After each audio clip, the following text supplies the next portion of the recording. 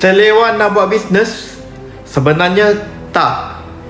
Pengasas Nike mula bisnes berumur 20-an. Pengasas Adidas mula buat bisnes berumur 49 tahun.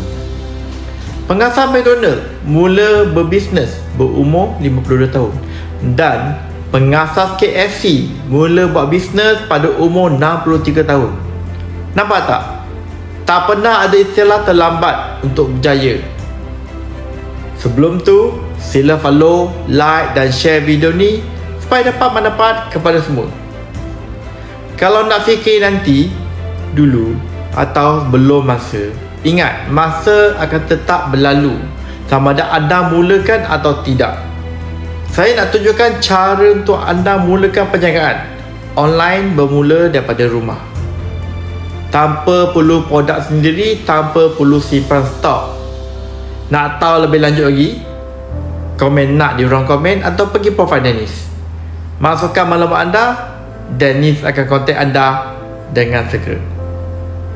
Let's join Dennis.